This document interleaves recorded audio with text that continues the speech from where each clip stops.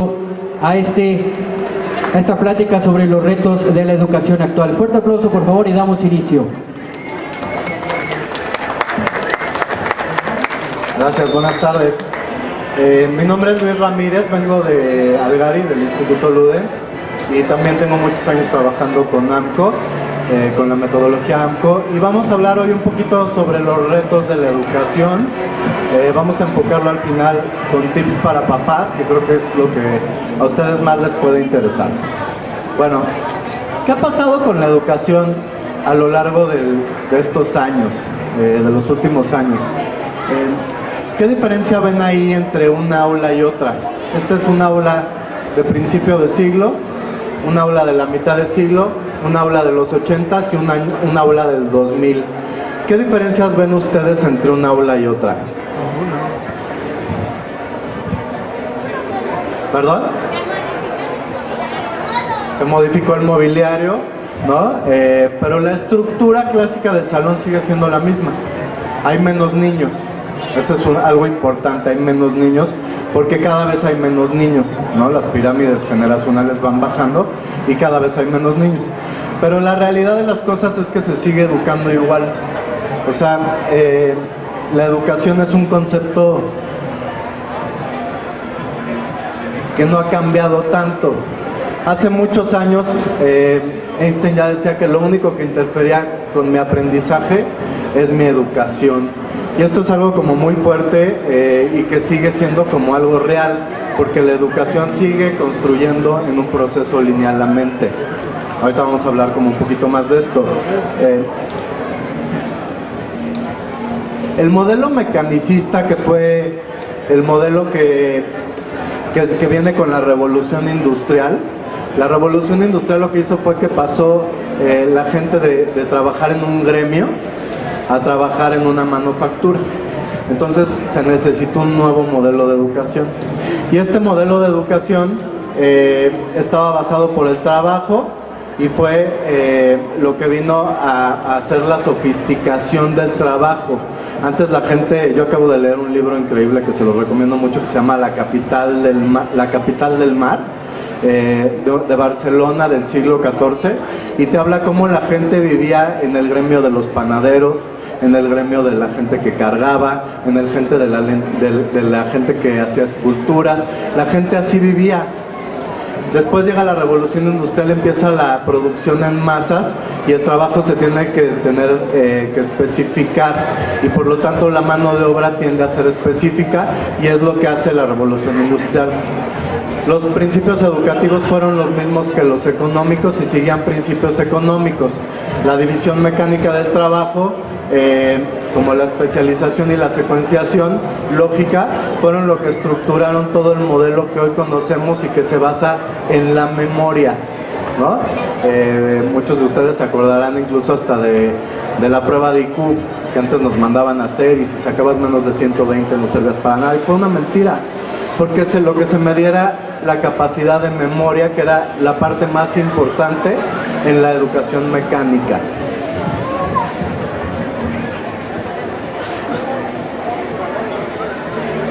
Ahora, ¿qué pasa en México? En México pasa algo pues muy triste, la verdad, porque a nivel mundial estamos en el lugar 53 de 65 en comprensión matemática, y 52 de 65 en comprensión lectora, 55 de 65 en ciencias, y esto lo pueden consultar en las pruebas de PISA.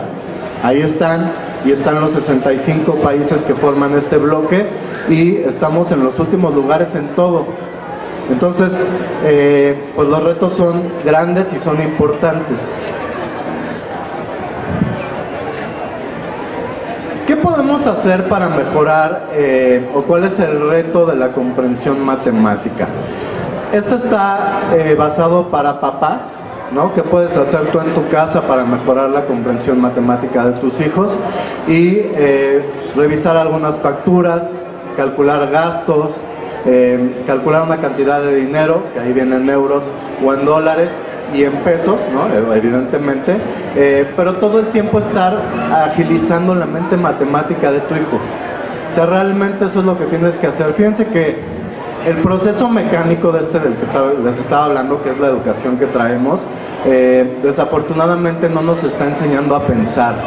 O sea, en lo que estamos mal no es en resolver matemáticas, sino en comprender las matemáticas.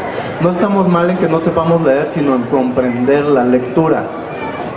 ¿Me explico? Entonces, lo que tenemos que hacer en matemáticas es generar la mente matemática de nuestros hijos. En las escuelas tenemos un reto todavía más importante, porque tenemos que llevar a las matemáticas a que generen niños y mentes creativas. Ahorita vamos a hablar un poquito más de esa parte. Ahora, en la parte de comprensión lectora, ¿cómo podemos mejorar el resultado? Que ahí está, y este resultado no es solo de escuelas públicas, es de escuelas públicas y particulares, están todas las escuelas de México ahí. ¿Cómo podemos resolver y ayudar en el problema de comprensión lectora leyendo con nuestros hijos? Ya ven que el gobierno ha hecho como campañas muy fuertes, ¿no? De que leas cuando están las paradas de los camiones, en todos lados está. Esto es una realidad. Los niños aprenden a leer a partir del símbolo. Un niño que en preescolar es capaz de leer símbolos va a ser un niño que le guste leer, pero esto viene de que el papá lea con el hijo. O sea, si tu hijo en su vida ha visto un libro porque tú no tienes un libro, porque tú no lees, pues ¿cómo va a leer? Lo primero que tienes que comprar son unos libros y leerlos y que él te vea leyendo, leerle. Este proceso es el que genera que los niños realmente tengan una comprensión lectora y, independientemente de eso, ya en la escuela, un proceso taxonómico. La mayoría de las escuelas no tienen una taxonomía bien clara de la lectura. Lo que hay que hacer, estos procesos taxonómicos nos llevan a la reflexión, al análisis. Entonces, si tú no analizas, jamás vas a comprender, estás leyendo como perico. ¿Me explico? Entonces, siempre tenemos que ir al análisis. Nosotros en el colegio ya tenemos una taxonomía muy sofisticada con Manzano, que ya no solo lleva a los niños al análisis, sino también a la parte creativa a partir de la lectura. Entonces, esto es una parte muy importante del reto de la lectura, que ya habla de los retos que tenemos a nivel nacional. Ahora, hace algunos años hubo un personaje que se llama Sir Ken Robinson, que yo les recomiendo mucho que lo busquen y lo lean y lo sigan, que está transformando la educación a nivel mundial. Es un inglés que vive en Los Ángeles, y Sir Ken Robinson dice pues lo mismo que Einstein decía hace muchos años: la creatividad es tan importante como la alfabetización, o debería de serlo. O sea, estamos muy preocupados porque los niños lean. O sea, yo entiendo que hay necesidades a nivel nacional, pero ya están resueltas.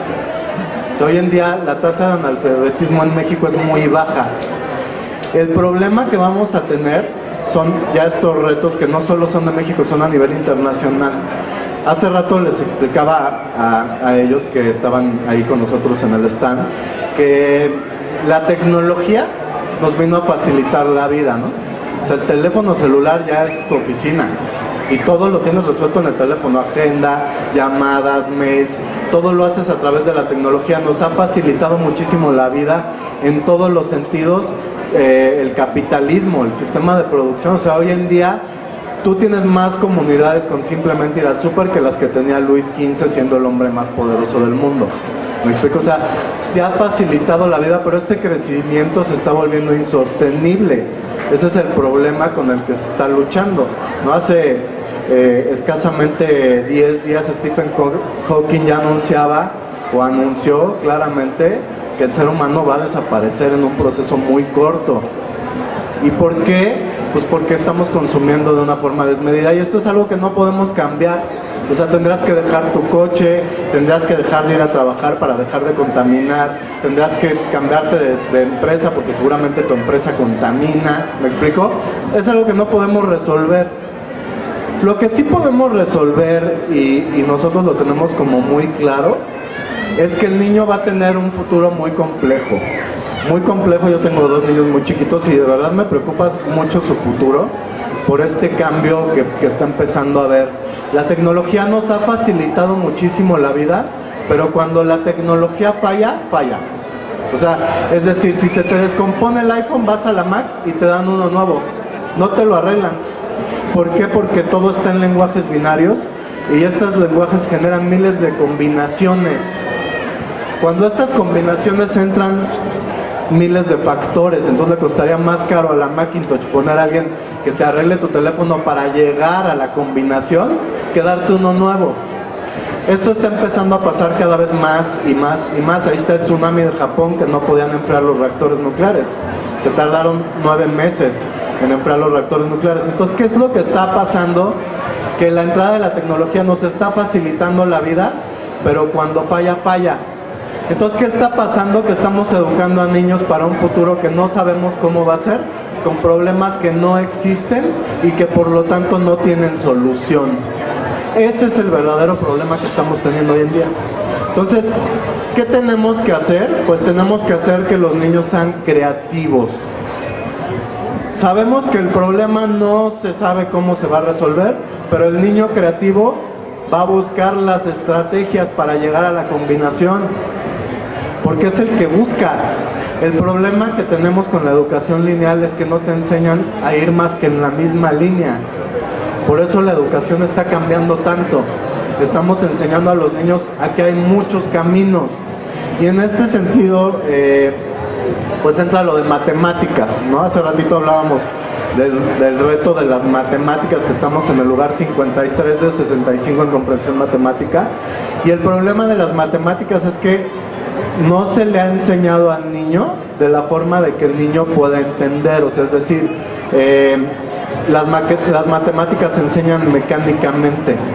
Por ahí hay un stand de Vancouver que es un gran método de enseñanza de matemáticas, regletas. Hay muchos métodos hoy en día que nos ayudan a llevar la abstracción, el números abstractos. El problema con el inglés y las matemáticas, que son el coco de nuestro país, es que las dos son abstractos, no le generan ningún contexto al niño. O sea, al niño tú le dices una operación matemática y es algo que es abstracto porque no tiene contexto. Entonces, por eso decía ahí que le hagas pagar, que le hagas hacer cuentas para que le genere contexto.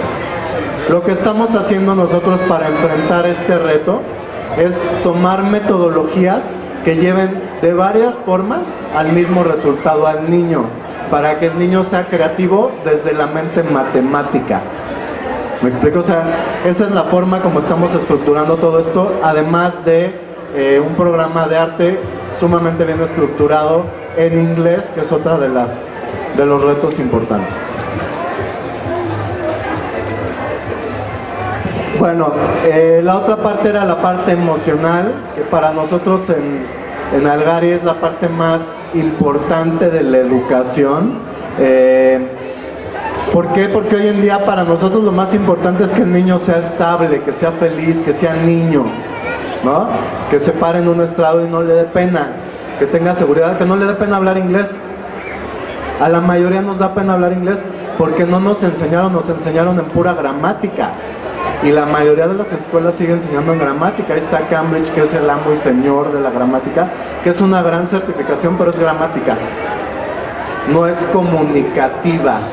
Hoy en día, así como hablamos hace rato de la revolución industrial, hoy en día podemos hablar de una revolución comunicativa. Hay un término a nivel mundial que se llama las TICs, que es el enfoque que tiene toda la educación presionada por la UNESCO y que tiene que ver con la tecnología, la información y la comunicación. Entonces, tenemos que hacer que todo el enfoque sea comunicativo.